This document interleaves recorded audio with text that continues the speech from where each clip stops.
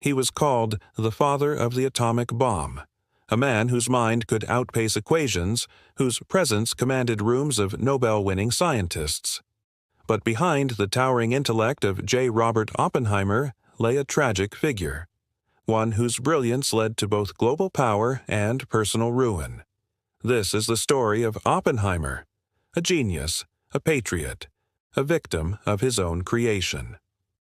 Born on April 22, 1904, in New York City, Julius Robert Oppenheimer came from privilege. His father was a wealthy textile importer and his mother an artist. Surrounded by art, music, and books, Robert's early life was soaked in culture. But he wasn't like other kids. He was awkward, sickly, and socially distant. While other boys played stickball in the streets, Robert buried himself in mineralogy and chemistry. By the time he entered Harvard in 1922, he was already known as a prodigy. He studied philosophy, literature, and physics, often all in the same day. He graduated in just 3 years, summa cum laude. Then his thirst for knowledge took him to Europe, where he studied at Cambridge under legendary physicists. But even here, Oppenheimer didn't fit in. At the Cavendish Laboratory, he struggled with the practical side of physics.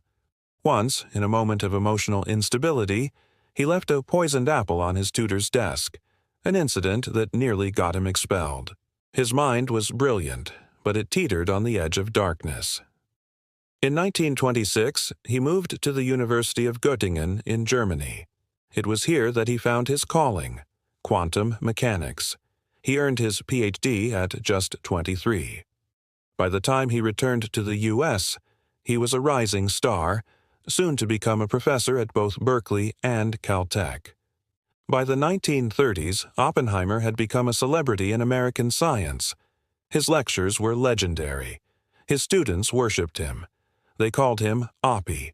He was charismatic, deeply intellectual, and always chain-smoking, his fingers stained with nicotine and chalk dust. But the world was changing.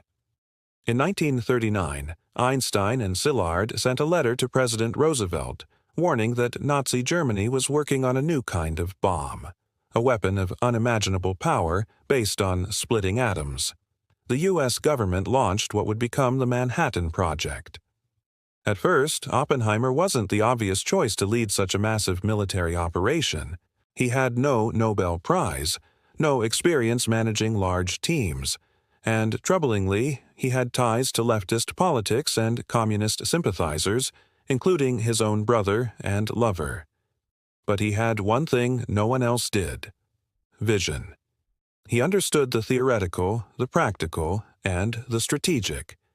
General Leslie Groves, the military head of the Manhattan Project, saw something in Oppenheimer. In 1942, Groves appointed him as scientific director of the most secretive, most ambitious project in human history. The goal: build the atomic bomb before Hitler did. Under Oppenheimer's leadership, the barren desert of Los Alamos, New Mexico, became the center of the scientific universe. Nobel laureates, young prodigies, and engineers flocked there to work under him. For 3 years, they toiled in secrecy. The race against time, against Hitler, against doubt. In July 1945, the world changed forever. At 5:29 a.m. on July 16th, the first atomic bomb was detonated in the New Mexico desert. The blinding flash lit up the sky, and a mushroom cloud rose 40,000 feet into the heavens. Oppenheimer watched in awe and horror. Later, he would recall a line from the Bhagavad Gita: "Now I am become death, the destroyer of worlds." The test was a success, but what followed would haunt him forever. On August 6 and 9, 1945, the United States dropped atomic bombs on Hiroshima and Nagasaki. Over 200,000 civilians died. The war ended. Japan surrendered, and Oppenheimer became a household name. He was praised as a hero, a savior. Newspapers called him a modern-day Prometheus, bringing fire to mankind. He met with President Truman, who expected gratitude and pride. Instead, Oppenheimer said something that chilled the president to the bone. "Mr. President, I feel I have blood on my hands." Truman reportedly turned to his staff and said, "I don't want to see that crybaby again." The glory began to crack. Oppenheimer returned to academic life, becoming the head of the Institute for Advanced Study in Princeton, where he worked alongside Einstein. But he was deeply changed. The weight of what he had built, the destruction it caused, hung heavy on his soul. He began speaking out against nuclear proliferation. He opposed the development of the hydrogen bomb, calling it a weapon of genocide. In Washington, this was seen as betrayal. The Cold War had begun, and fear of communism was gripping the nation. And Oppenheimer had enemies. One of them was Lewis Strauss, a powerful figure in the Atomic Energy Commission. Strauss resented Oppenheimer's intellect, his arrogance, and his growing political influence. Quietly, he began building a case against him. In 1954, it all came crashing down. Oppenheimer was hauled before a secret hearing of the Personnel Security Board. The charge? He was a security risk, a man whose communist associations made him untrustworthy in the age of atomic secrets. The hearing was brutal. His past was dredged up. His lovers, his friends, his politics. He was humiliated in front of the very government he had once served. Many of his colleagues betrayed him, while others came to his defense. In the end, the verdict was devastating. His security clearance was revoked.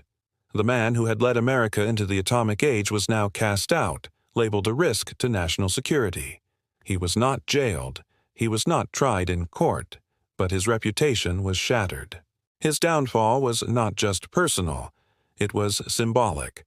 The very government that had once celebrated Oppenheimer now silenced him. The scientist had become the scapegoat. He retreated into quiet academic life.